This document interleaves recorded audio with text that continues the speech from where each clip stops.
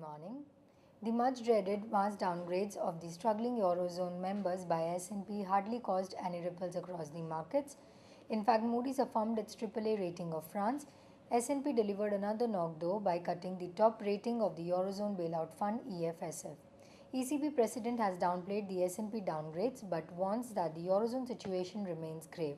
Meanwhile, talks over how write-downs of Greek debt should be handled will resume on Wednesday after a brief pause of last week. China's economy remains in pink of health with Q4 GDP growing 8.9% and 2011 GDP up by 9.2%. Reports due this week will show steady growth in the US. Talking of data, inflation for December is along expected lines, but the core manufacturing inflation is still sticky. A rate cut is ruled out for the time being. The start today is likely to be flat to marginally positive. Asian markets are firm. European indices closed up as well. US markets were shut on Monday. Reports say that government is contemplating few measures in the upcoming budget to improve the investment climate. We heard that very often though in the run-up to the budget. TCS and HCL Tech will announce their results today. The FIIs were net buyers of Rs 3.57 billion in the cash segment on Monday as per the provisional figures released by the NSE.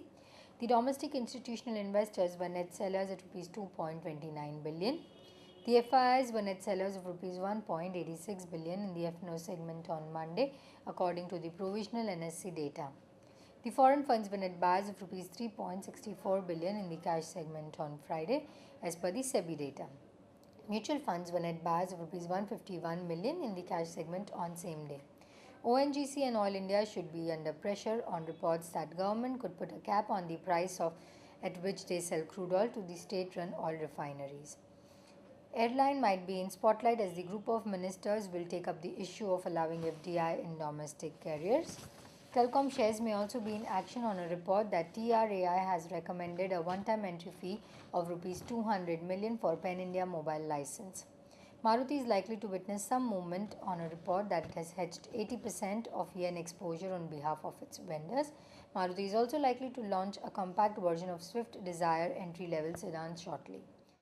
Moving on to our recommendations, the technical calls for the day are: we recommend buying Ambuja Cement above Rs 153.55 with stop loss of Rs 151.05 and for the target price of Rs 158.55. We advise buying Mphasis above Rs 345 with stop loss placed at Rs 339 and for the target price of Rs 360. Thank you. Wish you have a great day ahead.